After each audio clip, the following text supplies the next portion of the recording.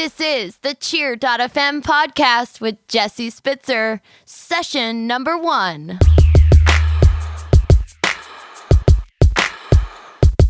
Hey, what's up? It's Jesse here. Thank you so much for joining me today for the very first episode of the Cheer FM podcast. Today, I've got a really, really awesome interview with an amazing woman who started the movement Black Girls Cheer.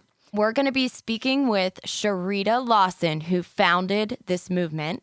You're going to hear about how the movement got started, and she also offers some really awesome and valuable tips for how you can ensure diversity in your own cheerleading and dance program. So let's get to it. Here we go.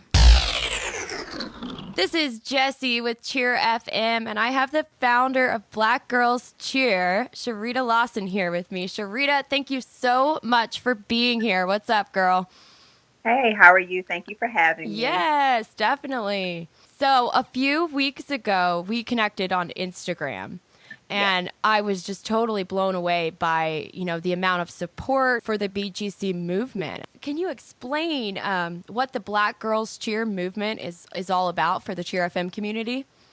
Okay. Well, Black Girls Cheer started in August of 2015. Cool.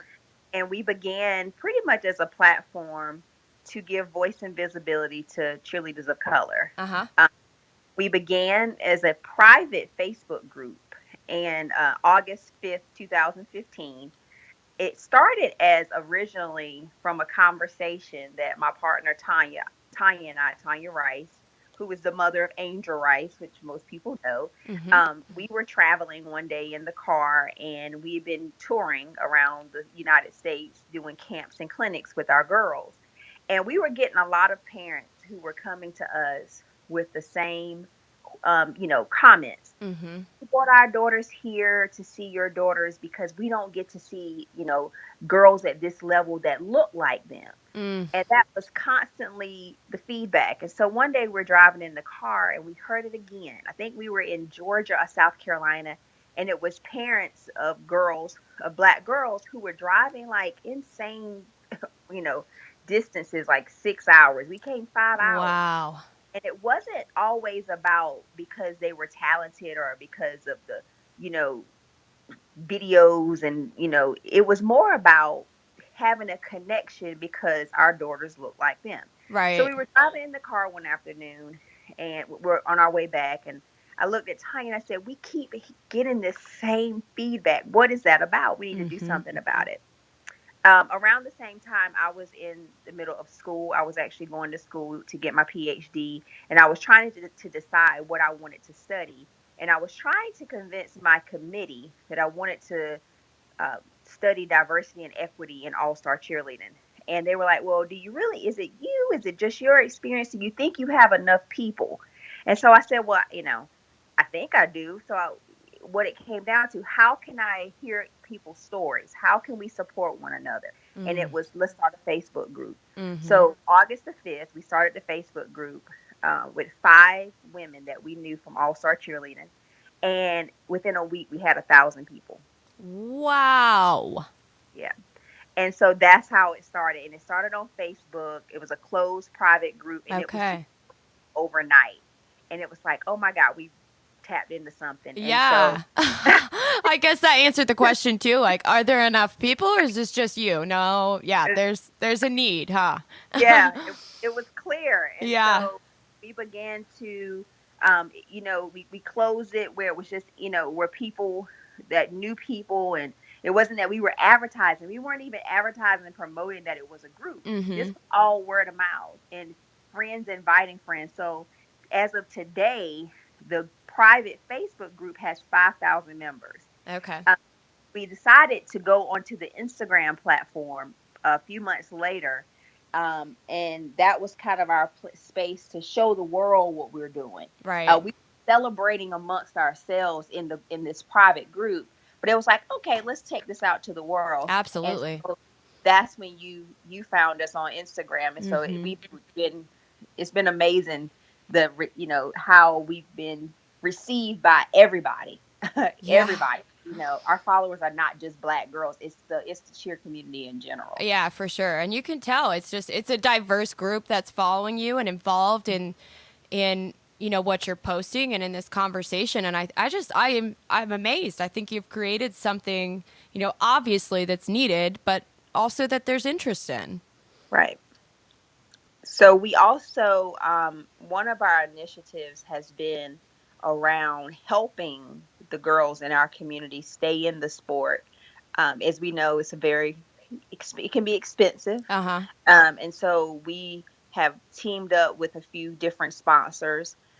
One of our main sponsors, and we had this was amazing experience with the company called Double Good. Okay. They are the official fundraising sponsor for the USAFS. I hope I said that right. Mm-hmm. And we partnered with them back this summer, and we began to give out scholarships. And we have raised a tremendous amount of money through the Double Goods fundraising campaign, and to date we've given out about $7,000 in athletic scholarships. Wow, incredible! Mm-hmm. Oh, that is so cool. So, are those scholarships? How do you decide where to put those? So how we were doing it, because when we first connected with Double Good, they were just building out, I guess, their system that they had just built. They rebranded their company, and then they were partnering with us. When they initially approached us, it was about working with Angel, working with Marcy, and then I kind of told them, well, we have this whole community behind us, and we want to be able to put money back into the hands of these athletes. What can we do together? And so we were doing basically competition top sellers. Okay. We were giving out scholarships. I think the first time it was 2,500, 1,500, and 500. We gave out $4,000 in the first round. Okay. And it was for top sales. And our top salesperson, she raised like $6,000 in popcorn sales. It was ridiculous. Oh my gosh! I know, it was crazy. And so we did a second round a few months later, maybe a few weeks later. Gave out more money. I think 2,500 or something along that line. Okay. So, Okay. So it's been a great experience so far. Definitely. So, sounds like things are kind of taking form relatively fast for you too. If you got things started in 2015, here we are in 2017. What are kind of your main goals or vision for taking this movement forward? So I think the two main goals, or maybe I'll say three. One, again, it's about scholarships and sponsorships to be able to get to help sustain the girls who are already in the sport. We also would like to begin to expand, and we are. Let me not say begin to. We also have a spinoff group, a group that has formed as a result of Black Girls Cheer, which we call the CLA, the Cheerleaders Alliance, and that is an alliance of minority-owned gyms, and so those gyms have come together and to help leverage their buying power and to work together and collaborate. And this summer we did a camp called Rocket. It's the second summer of that. The gyms came together to bring, different people from the industry together. Right. And to leverage the skills and experiences of the coaching staff and different individuals. So to support minority-owned gyms, that's another objective. Okay. And then I would think that our third thing is to continue to increase the visibility of Black Girls that Cheer. So we've revved up our ambassador program. We have right now 23 ambassadors, and we're looking at adding a few more from the West Coast too. And we help them work with brands, different cheer industry spirit brands, to say, hey, we're out here too, to get more representation. Absolutely. Yeah, I noticed on your Instagram account, a lot of these just extremely beautiful and talented ambassadors. And I wanted to ask you a little bit about what kind of responsibilities do your ambassadors have, or what all does that entail for them? So one, when we chose our ambassadors, we were looking for very well-rounded girls, Mm-hmm. not just, you know, that were great athletes and had, level 5 tumbling skills. It wasn't even about that. It was more about it involved academics, so their scholarship, Okay. leadership, and service. We were looking for girls who were active in their community, girls who their scholarship, their academics were doing, well and putting forth good effort in school. And then they were also, involved in the sport. So Mm-hmm. our ambassadors, what we do is we leverage a lot of the relationships that we had already from promoting and being with Angel and Marcy, Right. and using those contacts to say, hey, we have some other girls. Would you consider this person? Because what we didn't want to happen was we knew that Angel and Marcy were aging out of cheerleading. And we Uh-huh. didn't want the legacy of Black girls to when they left off the mat. Right.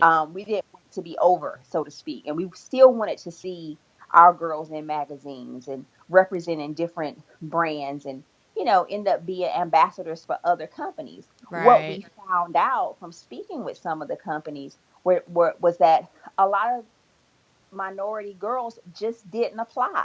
Hmm. And it wasn't that they weren't being chosen. A lot of times they just were not applying. So what we do with the ambassadors is we're constantly giving them leads. Okay. Apply for this. Apply for this. Everybody do this. We'll campaign for each other. Great. Whenever there's different, if there's online competitions, we'll take the group and say, hey, this person is running for the ambassador of this. Everybody vote for them so Uh-huh. that we can push them to the front. So we're using our group and our collective power to push our girls more into the to be more visible. We Right. chose ambassadors because it's kind of hard to work with 5,000 people, Yeah. obviously. So Yeah. we tried to get girls that represented a variety of gyms. Some were from Black-owned gyms, some were from non-Black-owned gyms, some are on, different geographic areas. We look for different looks, different ages, just a wide variety of Mm-hmm. girls that we felt like represented us. And Right. so those are the ones that kind of represent, and we use them and kind of, push them to the forefront. Right. Fantastic. So is this mostly involved with the All-Star Gym world, or are you involved much with the high school sport cheer side of things? We started off because, I have been a parent of an all-star in some form. I've raised 3 girls in all-star. Tanya has raised children in Right. all-star as well. We were very familiar with the all-star world and the Okay. all-star. So it was all Black girls that cheer anywhere, school, college, all-star. Right. And then we kind of focused in on all-star. And now we're seeing that we're kind of getting back into the school cheer side again. Right. So because of the season, we're now doing interviews and putting, different cheer teams like the Dudley High School cheerleading squad, Mm-hmm. who has this amazing YouTube show. We're letting some of them do takeovers for us in the high school, so we Oh, are fun. standing out because they are receptive to us as well, and they're kind of like, Absolutely. don't forget us. This because we're an Right. all-star. And Right. so we would like to see more, even with the rec, Yeah. the rec cheerleading, but it has been mostly all-star. But like I said, I see us moving now more into the school cheer and collegiate cheer too. Okay, great, great. Well, Sharita, I really admire your courage to start this and just your desire to make an impact in this industry. Right, right. Thank And you. yeah, it's so cool, and I'm so happy to be learning about the in and outs and how it got started. And I'm kind of curious. I wanted to ask you, if you could offer a coach or a gym owner maybe 2 to 3 tips to ensure diversity in their own program, what would that be? What would that look like? Oh, wow. That's a great question. No one has ever asked me that. Uh, This is a good question. Okay. One, have the conversation. Have hmm. a conversation. What I'm giving individuals a benefit of a doubt of not doing anything maliciously, Yeah. but sometimes being uninformed. And I think that there's a lot of information that can be gained through conversations with Absolutely. parents. They have the conversations in the group because it's a safe space. Um, People understand, they don't feel ostracized, or that there's going to be some type of something's going to be punitive. My kid is going to be moved or kicked off, or she's going to lose her spot if I speak up. So Right. I think it's really having dialogue and conversation with their parents. When you're selecting makeup colors or hairdos, you would be amazed at some of the things that are not always conducive for girls of color, like Yeah. Yep. straightening your hair. Sometimes, that's a huge undertaking. Yeah. Sometimes, and I think people, you don't think about it. Everyone doesn't think about that in that way, or that certain blushes and lipsticks don't look good on Black girls. For Um, sure. I have yeah, to it's tell you, I also teach skincare and makeup with Mary Kay. And okay. I've helped out several dance studios and cheer gyms, and we kind of encountered that a couple months back, where the owner was like, "Okay, now not everything's going to work on everyone," and it was a really interesting process. We just got together and played with makeup, but you are so absolutely right. And Mm-hmm. that is something I personally would have never considered before that experience for me, you know? Right. I love that as an example. Yeah, and another point, and I didn't think about it. It was one of my. I thought about it at the time when you asked me. You said, "What is one of our objectives?" Uh huh. One of our other objectives is education. I feel, and I've had this conversation with some people, individuals in the industry, that there is a space for diversity, equity, and inclusion training. Okay. Because, and it's not just even dealing with Black and white, we're also talking about male and female dynamics. We're talking about Absolutely. the LGBT community. We're talking about, you're dealing with international teams. There's so many cultural differences, Yeah. religions. There's a lot of stuff to consider. And I feel like, because cheerleading is growing, and it's so many people participating from so many different backgrounds, there is a place for education Absolutely. um, to happen. Um, so that is another one of our objectives, is to get Mm-hmm. some type of formalized education in our industry. Right. So so that was my one tip. But if I can think of one more tip for a coach, um, being mindful of choices Mm-hmm. and the way that you select certain people. I know I've been in certain situations where, um, you know, we always say the Black girl's always, she's only going to be the point jumper. She Right. will probably be, she's probably going to be in the middle of the dance. Mm-hmm. But when it comes time for flying on those elite teams, Uh you huh. never see them in the air. Right. Um, and those are for various reasons. Sometimes we develop a little different. Our bodies are a little bit different, so we don't always look a certain way. Mm-hmm. But I think that it's important that girls are highlighted and spotlighted in all positions. Being the last pass, being the point flyer. Sometimes when you go, like I said, to some of the major and elite competitions, there's one. Right. Um, you know, and just being mindful of, of how we do grow and we develop, and just different stuff, again, that would take education. So just being Absolutely. mindful of the choices, and you know being more intentional about where their girls are placed and how they're, and being visible Mm-hmm. and representing your organization, even for organizations when they're advertising. Who do you put on your flyers? Right. Who are on your websites? Or when you're posting, who do you post? Mm-hmm. And that those are again going back to choices. Oh, for sure. And I'm just I love I love this conversation too. And I'm so happy to share this with people because I think it's a serious thing that needs to be talked Right. about. And we're talking about education. I bet you could you could head up that effort. That's my dream I job. would That's love to see that. That's my dream. You know, Yeah, I believe in it one day.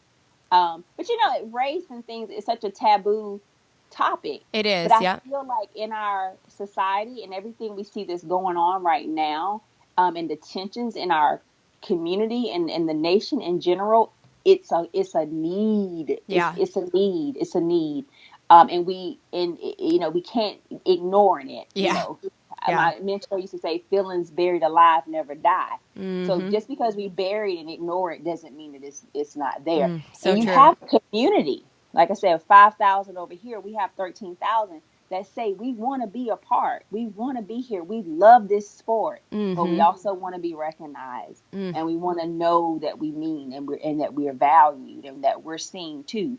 You know. Yeah. So Yeah. yeah. So yeah, but I think it's a call, and I think that you know, our industry is just kind of a microcosm of a macro issue in society. Period.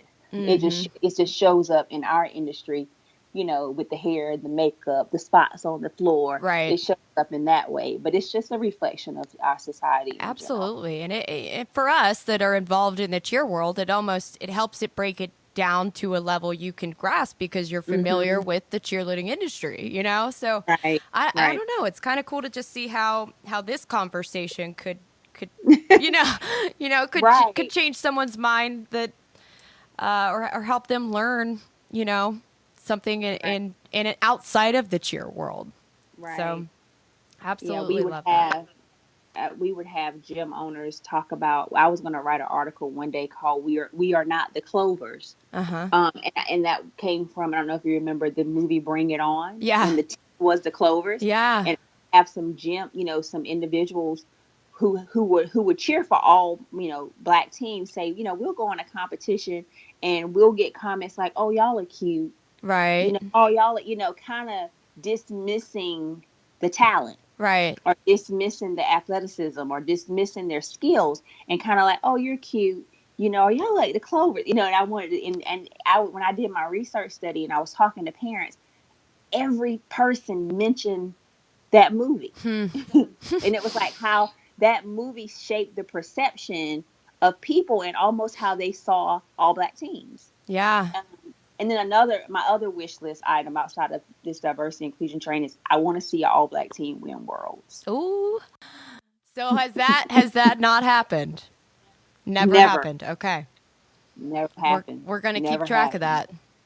that. We're gonna keep Yeah. track of it. Yes, I'm ready. I'm like, that's gonna be the Yeah. day. Yeah. Gosh. Yeah. Cool. Well, is there anything else that I know we kind of went over a couple different things there? Is there anything else you'd like to elaborate on a little further, or maybe something totally off the wall that you're like, I've got to talk about this? No, I think I've talked. Yeah, you good? Good. I think I've talked a lot. I told you, I talk a lot, so you have to stop Oh. me because I'm passionate about it. No, I love So. it. I love it. Absolutely love it. Sharita, tell Yeah. me if you were to summarize the BGC movement with one hashtag, what would that be? The hashtag is hashtag. It's a movement. It's a movement. It's a movement. Love that. Are you using that hashtag now? We did use it, you know, because it's not a Facebook group, it's not Okay. an Instagram, it's not a T-shirt, Right. it's a movement. Yeah. It's changing people's consciousness, it's changing people's perceptions, it's changing the way we love each other, it's changing the way we interact. It's a movement. Yeah. And tell me how can people, who are listening now or maybe read this blog post, how can they either follow your movement or connect with you and your community? So we are on the web. We've just launched our website. It's www.blackgirlscheer.com. Okay. We are on Instagram as official Black Girls Cheer. So those are our two main platforms: is the website and the Instagram page. Okay. And so we have some great individuals volunteers that run everything, and so we reach out and we respond. Awesome. Yes, you do.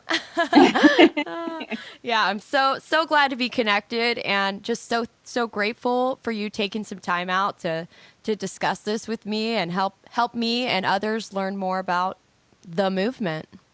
All right. Thank you. Thank you for having me. Thank you so much.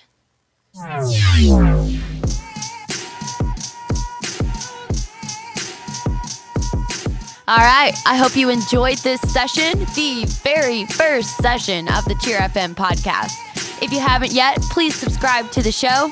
And if you have a minute, please leave a review. I look forward to serving you in the next episode, and I appreciate your feedback. You can find all the links to connect with Black Girls Cheer on the Cheer FM website at www.cheer.fm/podcast. Cheer FM shares two things with the world. We're a USA Cheer preferred provider offering fully compliant mixes for cheerleading and dance. We also offer information here on the podcast and on the blog.